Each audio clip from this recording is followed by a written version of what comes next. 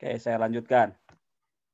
Sekali lagi, metode yang kedua untuk menghitung reliability suatu soal, yaitu dengan paralel atau equivalent method. Metode ini hampir sama dengan test and retest, hanya saja yang test and retest itu menggunakan soal yang sama pada tes yang keduanya. Tapi kalau parallel method sama 2 kali tes, tapi soal yang kedua itu menggunakan soal yang berbeda, tetapi harus relatively similar, baik dalam konten ataupun tingkat kesulitan soal. Gitu. Setelah kita dapatkan hasil dari kedua tes tersebut, kita hitung menggunakan rumus Pearson Product Moment, yaitu rumus yang ini ya, rumus yang biasa kayak kalian menghitung validity gitu. Nah, metode yang ketiga yaitu menggunakan metode split half atau bagi dua gitu.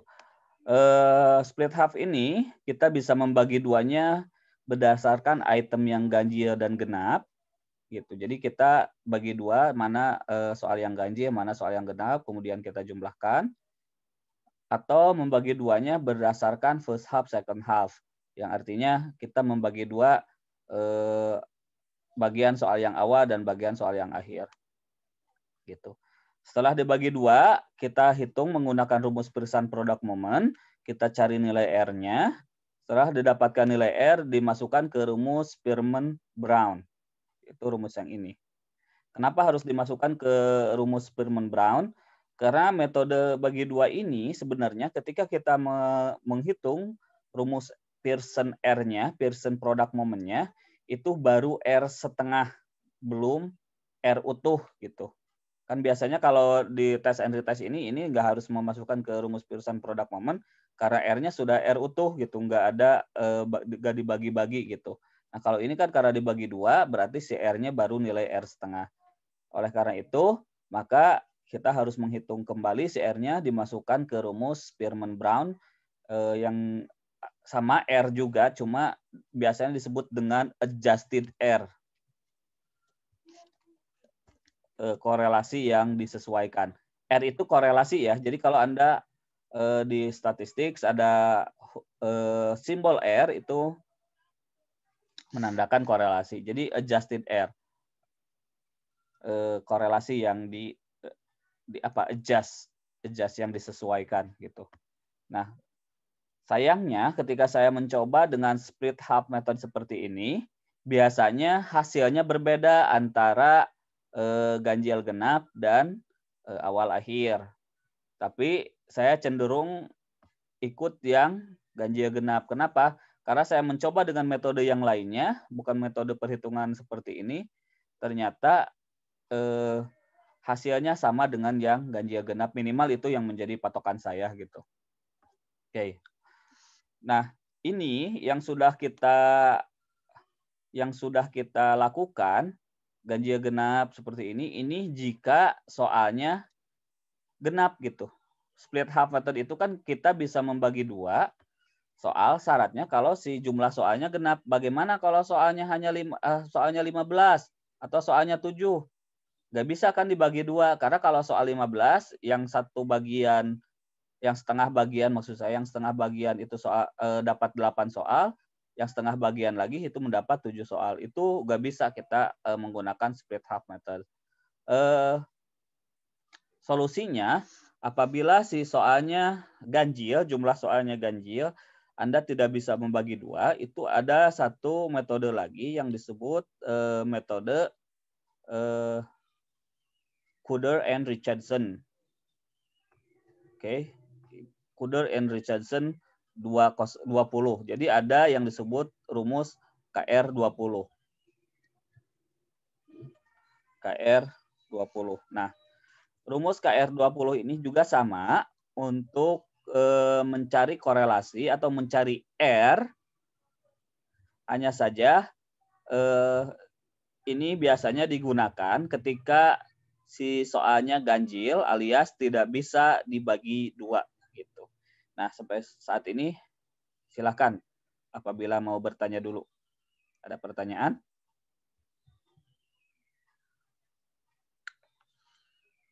Tidak ada?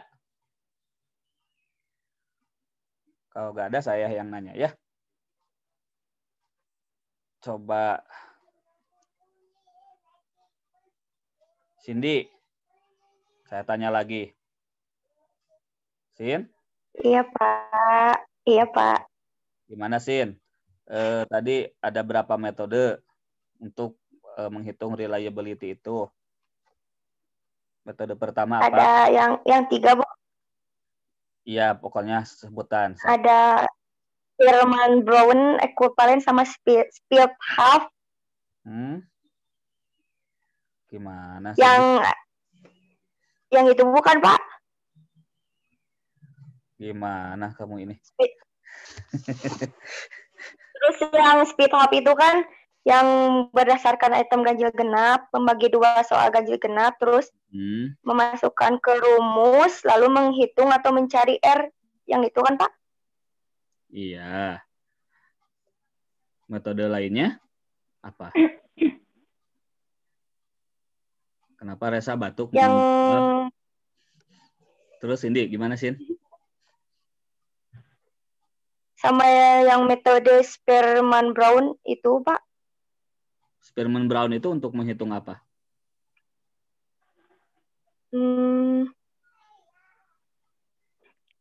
Tadi teh naon ya, Pak?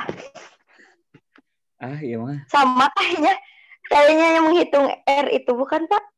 Iya, R apa? R itu...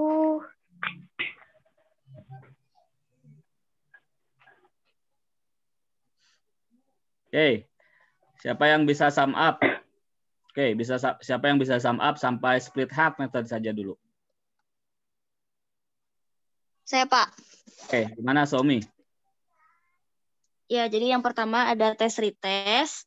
Jadi metode ini dilakukan dengan adanya 2 tes, di mana kedua soalnya sama. Dan kelemahannya yaitu carry over dan practice effect. Yang kedua ada paralel. Ya, bentar. Ini ada 2. Somi, ya, Pak. Gimana cara menghitung reliability-nya ketika itu test and retest? Dengan rumus Pearson. Pearson product moment. Good. Ya. Oke, yang paralel. Ada 2 tes, tapi soalnya beda, tapi harus tetap mirip gitu tingkat kesulitannya. Itu juga pakai Pearson. Oke. Lalu yang split half, itu ada 2 cara, dengan membagi soal ganjil genap atau membagi bagian soal awal dan akhir. Itu juga pakai Pearson, tapi R-nya tuh masih setengah, jadi harus dicari lagi lewat Spearman Brown.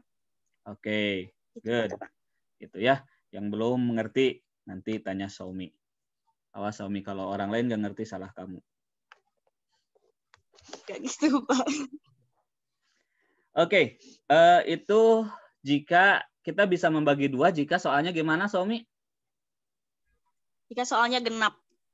Jumlahnya genap ya, bisa dibagi 2. Kalau soalnya 15, bisa dibagi 2? 15 bisa bagi 2 nggak? Ya bisa lah 7,5, tapi kan nggak ada soal yang setengah. Nah, jika soalnya ganjil, misal, jika soalnya ganjil, saya kasih contoh 7. Ini kan kalau kita mau membagi 2, misal awal akhir lah gitu. Yang satu mau apa? Mau 3, mau 4 kan? Susah gitu. Atau ganjil genap. Yang ganjilnya ada 4, nanti yang genapnya ada 3 soal gitu. Itu tidak bagus gitu. Maksudnya susah nanti menghitungnya. Nah, solusi bagi jumlah soal yang jumlahnya ganjil seperti ini, kita bisa menghitungnya menggunakan rumus Coder and Richardson 20. Karena rumus KR ini ada KR 20, ada KR 21 gitu. Nah, biasanya digunakan itu salah satunya adalah KR 20. Rumusnya ada seperti ini. K divided, itu divided ya kalau dibagi. K is divided by K minus 1. Kemudian multiplied by 1 minus variance minus sum of PQ. Apa itu PQ? Nanti kita terangkan. Kemudian multiplied by variance. Gitu. Anda sudah belajar standard deviation kan di statistics? Hari apa statistics itu kelasnya? Saya hari Jumat. Hari Jumat. Oke, Jumat. Hari Jumat, Kang. Oke, sudah belajar standard deviation? Rumusnya sudah tahu?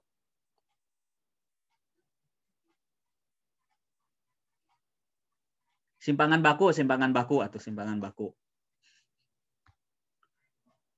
Halo, sudah belajar simpangan baku? Sudah di share. Iya, simpangan baku, Pak. Sudah belajar ya? Nah, sekali lagi tolong kalian pesen pisan ke Bu Iren. Bu Iren tolong jangan hanya mengenalkan istilah statistik bahasa Indonesianya, tapi istilah bahasa Inggrisnya tolong dikenalkan juga gitu. Saya yakin Bu Iren tahu gitu. Jadi simpangan baku itu kalau dalam bahasa Inggrisnya istilahnya adalah standard deviation. Atau orang Indonesia juga suka banyak yang bilang standar deviasi katanya. Nah, variance itu sebenarnya adalah square standard deviation. Apa square? Bahasa kitanya apa square? Kotak. Apa Elsa? Akar pangkat 2. Bukan akar. Akar pangkat 2. Kuadrat bukan? Kuadrat. Kuadrat, ya Allah.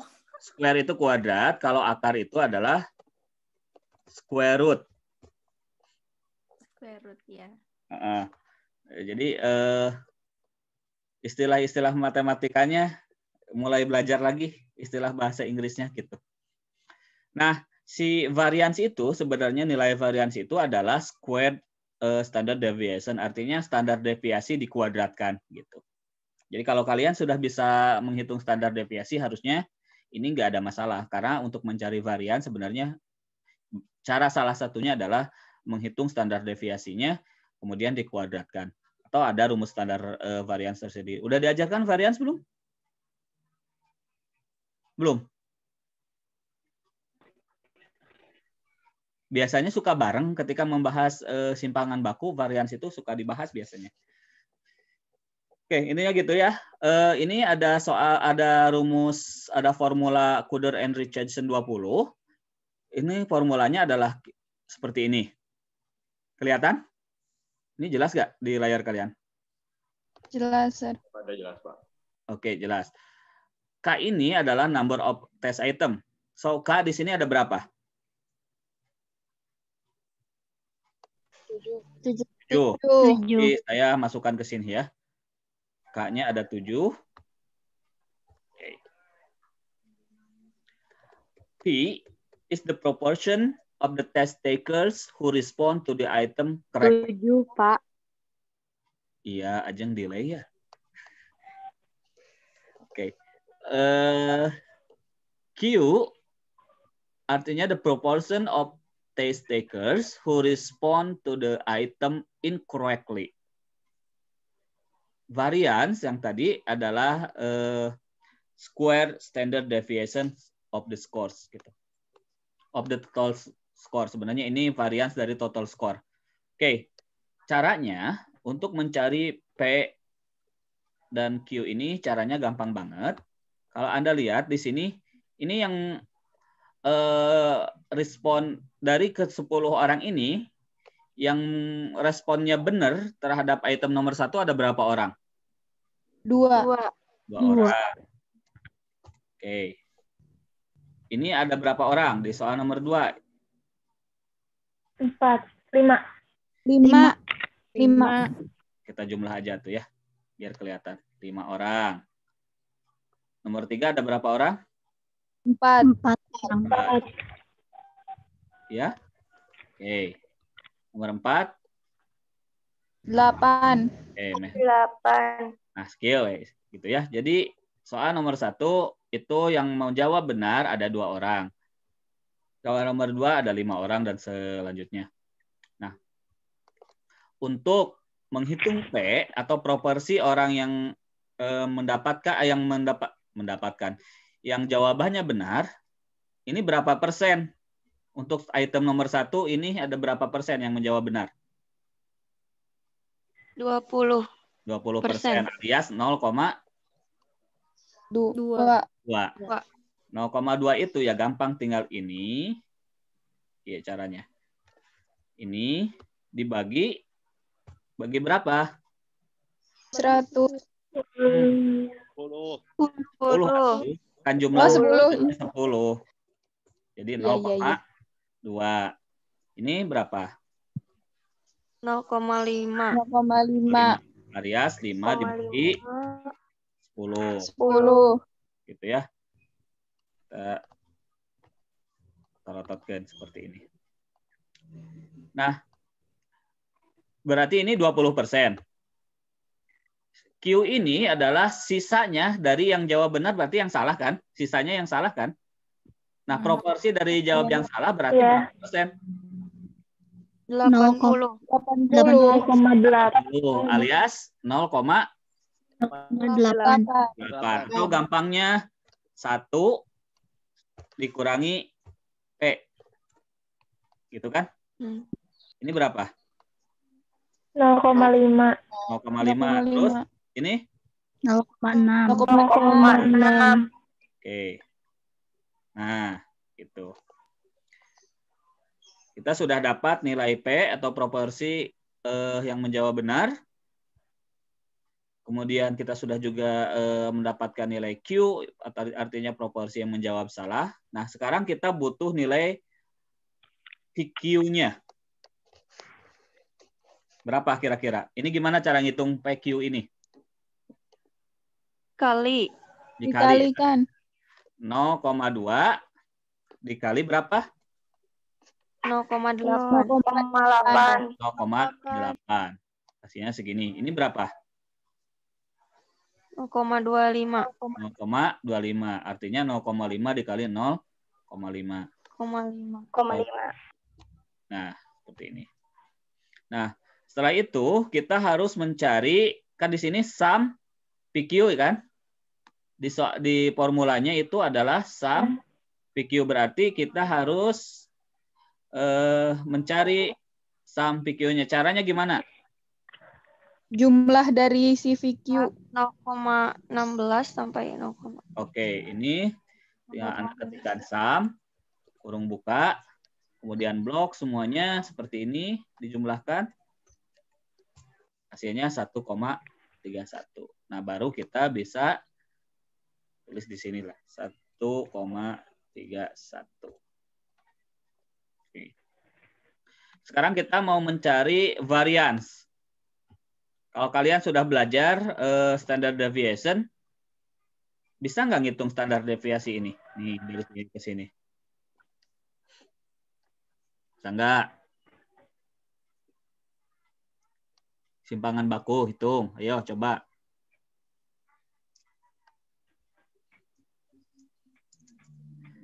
Sudah diajarkan dengan menggunakan kalkulator belum?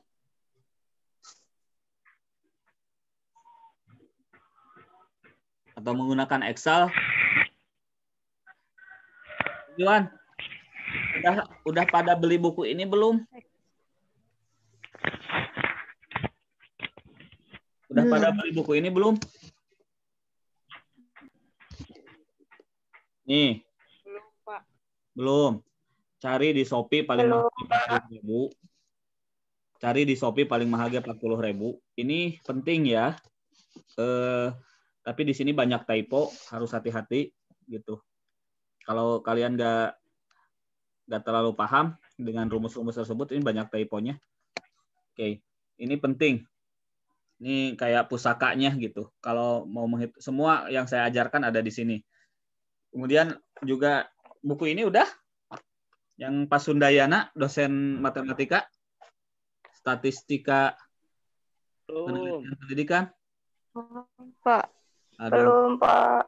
Wayahna ya, beli sekarang. Ini cari di Shopee, ini ada di Sundayana, atau di IP juga ada mungkin. Coba tanyakan ke Pak Sundayana, dosen matematika. Oke. Kenapa?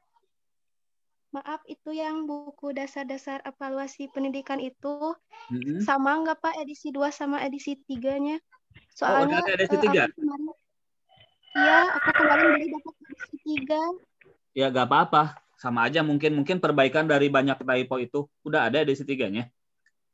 Iya, Pak. Oh ya udah, kalau udah beli, dari mana belinya? Dari Shopee. Berapa? 25.000. Tuh murah. Ya Allah. Beli semua beli ya. Siapa pengarangnya itu? Sama kan? Ari Kunto. Sama, Pak. Iya. Profesor Dr. Suharsimi Ari Kunto, perempuan. Ari Kunto itu perempuan bukan laki-laki, Kade. Oke, gitu. Jadi itu yang saya ajarkan, insya Allah ada semua di sini gitu, di dasar-dasar evaluasi pendidikan. Gitu. Di Shopee atau di Tokopedia mungkin juga banyak. Carilah supaya nanti ujian gampang. Kita berapa pertemuan lagi nih ke UTS? Ini pertemuan keberapa? Ke-6, Sir. Ini ke-6. Oh, jadi kemarin Jumat itu harusnya ke-6 ya? Ini make up yang ke-5. Ini make up yang ke-5 Oh ya. iya, betul. Ini make up yang ke-5. Yang kemarin harusnya itu pertemuan ke-6 ya. Berarti tinggal 1 kali lagi pertemuan gitu. Nanti kita akan ada UTS. UTS-nya ya menghitung validity dan reliability insya Allah. Itu UTS-nya. Kalau UAS kemungkinan nggak ada UAS. Kita akan melakukan project base. Kalau memungkinkan kita project base. Gitu. Kalau nggak memungkinkan project base berarti harus ada UAS. Gitu aja. Mudah-mudahan bisa project base-nya kira-kira ada bocoran nggak, Sir? Bisa dibocorkan dari sekarang. Pertama adalah kita test construction, membuat soal. Setelah test construction harus di try out kan. Setelah di try out kan harus dianalisis, baik validity-nya, reliability-nya, kemudian level of difficulty, kemudian discrimination power-nya. Banyak hal yang harus kita lakukan, kemudian sampai pada pembuatan kisi-kisi gitu. Saya rasa itu lebih meaningful daripada kita UAS gitu. Karena di sana kita akan praktik bagaimana sih membuat soal gitu. Saya inginkan sih kita sesudah UTS sudah belajar test construction gitu. Kan kita sekarang tuh baru test analisis kan, belum test construction. Nah, di sesudah UTS saya menginginkannya kita mulai belajar test construction. Sudah belajar test construction, Anda harus membuat soal tes sendiri. Nanti prinsipnya Anda buat soal, setorkan ke saya, mungkin saya komentari. Nah, sudah itu di try out kan, kalau sudah merasa soalnya oke, sudah bagus, kita try out kan. Tergantung try out-nya, mau bikin soalnya untuk anak SD, SMP, atau SMA, ya silahkan. Terserah Anda, atau untuk anak TK mungkin yang ngajar di PAUD, bahasa Inggris juga kan memungkinkan gitu. Jadi itu silahkan saja. Nah, setelah itu harus setelah di try out kan berarti harus dianalisis validity-nya, reliability-nya, dan lain-lain. Gitu. Jadi seperti itu bayangannya. Oke, Sir. Jadi mudah-mudahan sih bisa project base, karena kalau UAS hanya menghitung saja, apain gimana ya? Kurang meaningful gitu. Nggak tahu gimana cara bikin soal, nggak tahu cara meng-try out kan, dan lain-lain. Oke, saya teruskan. Tadi sampai mana? Sampai pertemuan. Menghitung variance. Oh, variance. Variance. Oke, menghitung variance ini sebenarnya kalau Anda sudah bisa menghitung simpangan baku atau standard deviation, saya anggap Anda belum bisa tuh karena belum ada yang jawab. Atau udah ada yang mendapatkan standard deviation dari ini berapa? Belum ada. Ya sudah deh. Jadi sebenarnya kalau Anda mau mencari standard deviation, biasanya dilambangkannya dengan huruf S seperti ini. Standard deviation itu atau simbol apa ini, Gerak? Ada yang tahu nggak simbol apa? Nah, simbol ini. Ini simbol apa? Sigma ya. Sigma kecil ya. Kalau ini kan sigma besar. Anda nggak tahu huruf Latin? Tidak, Pak. Tahu ya. Nah, ini kan sigma. Kalau ini sigma yang besar melambangkan sum atau penjumlahan, summation. Kalau ini melambangkan standard deviation biasanya. Di buku-buku kalau ada sigma kecil seperti ini juga sigma kecil. Ini berarti standard deviation, atau huruf S biasanya juga itu standard deviation. Kalau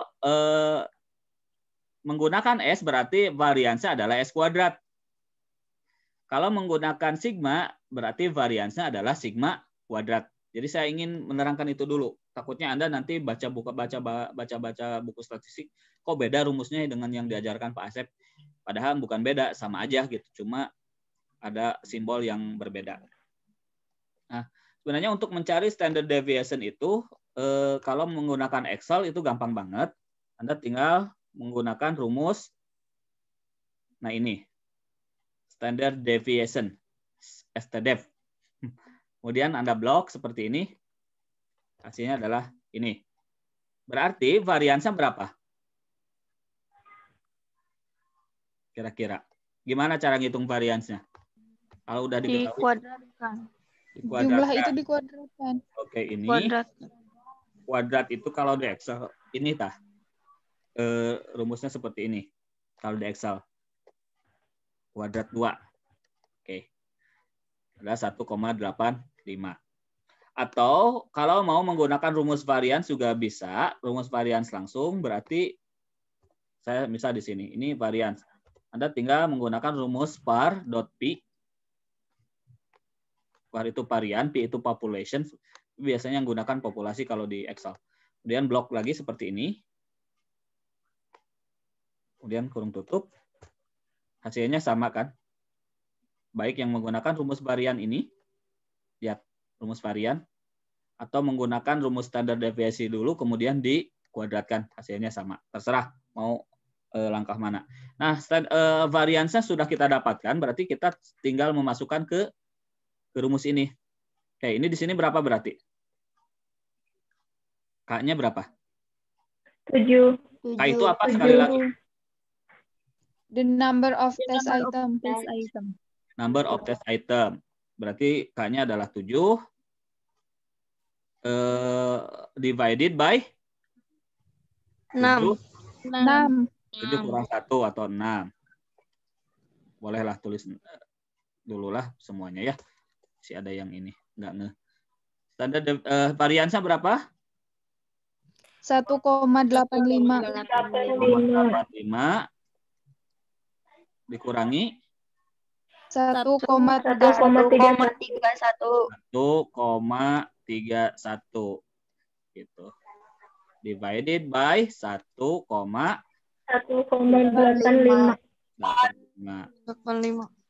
Oke. Jadi ini berapa? 7 dibagi 6 berapa? 7 dibagi 6. Berapa?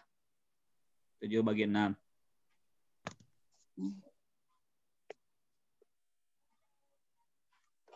7/6. 1,17. 1,17. Ini berapa?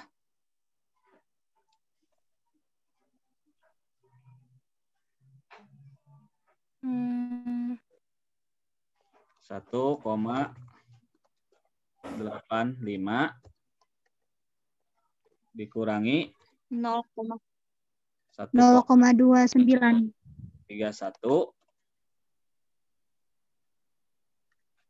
dibagi 1,25.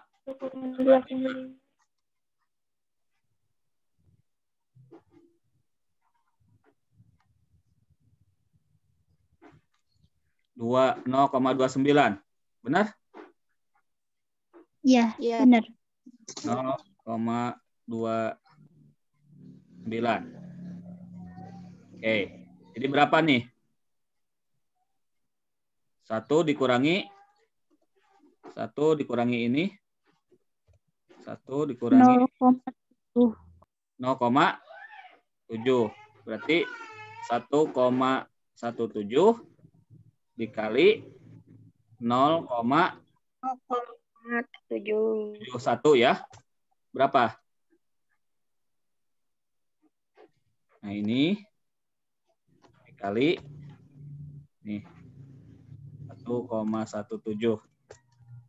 0,083.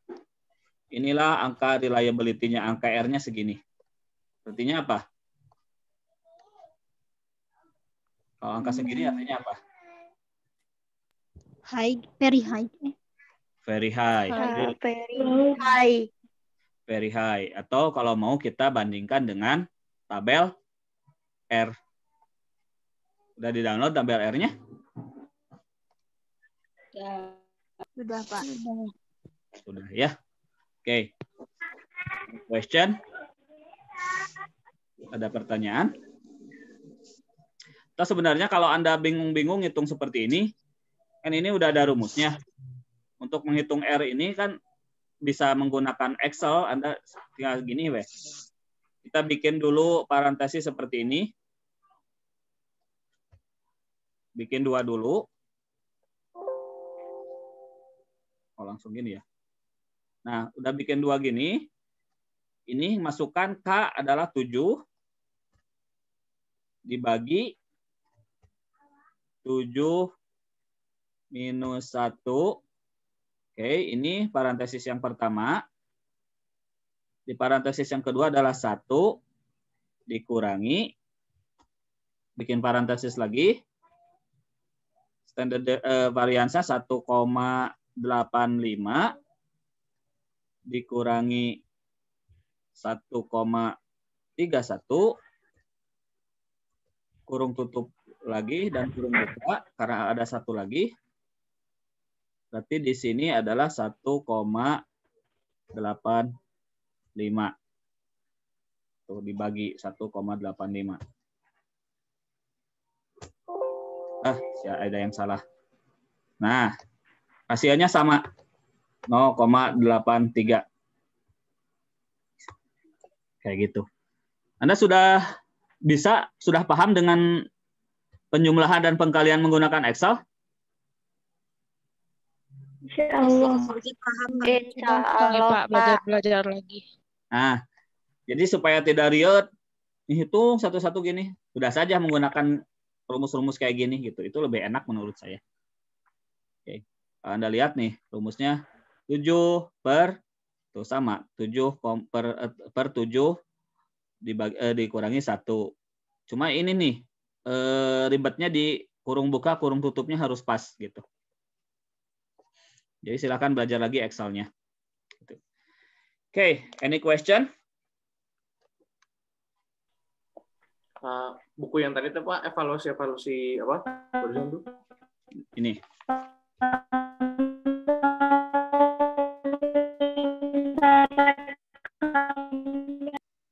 Bentar, itu siapa yang ngomong, Resa?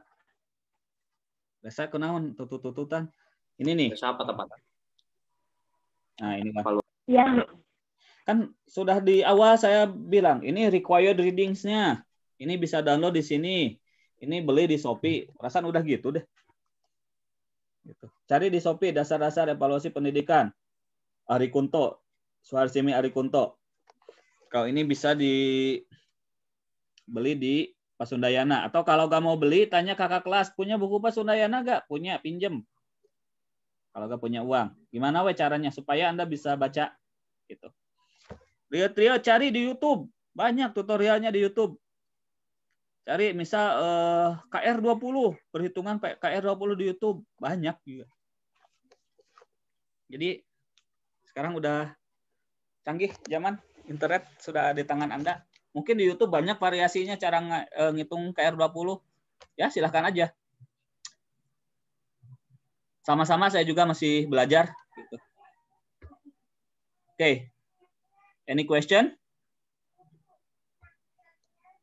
Ada pertanyaan lagi? Any more question? Bapak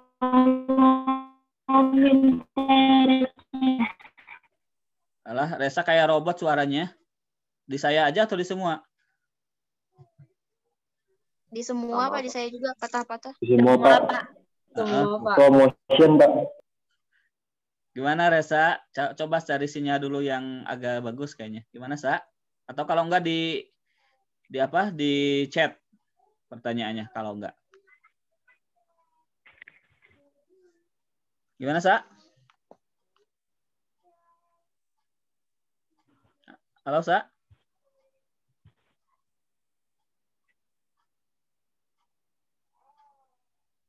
Nggak ada sekarang suaranya, Sa. Oke, sambil nunggu Resa, yang lain ada yang mau tanya? Mau minta rekamannya? Iya. Saya lupa yang kemarin juga belum saya upload. Oke, insya Allah nanti ini diupload. Habis ini saya ada meeting dulu, jadi mohon maaf. Nanti mungkin sore insya Allah. Kalau belum besok berarti insya Allah. Oke, gimana? Ada lagi pertanyaannya? Saya, Pak. Gimana, Manar? Kan tadi kata Bapak tuh KR20 tuh ada juga KR21-nya. Tapi itu sama, Pak. Beda. Cuma beda. Suka dipakai, itu gimana? Suka dipakai juga untuk ngitung reliability, tapi saya nggak mau mengajarkan semuanya, kayak Anda riut. Gitu. Oke, baik, Pak. Ada KR21, ada. Setuju. Siapa yang setuju barusan? Ya gitulah intinya. Kalau mau belajar KR21, beli bukunya ada di sana, di buku Suharsimi Arikunto.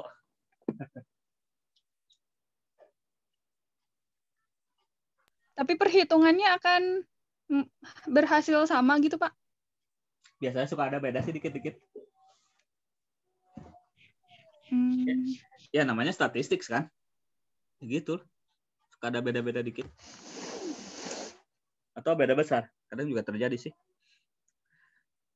Tapi nanti kan di akhir saya akan memberikan shortcut yang memang benar-benar shortcut. Semua ini Anda nggak harus menghitung.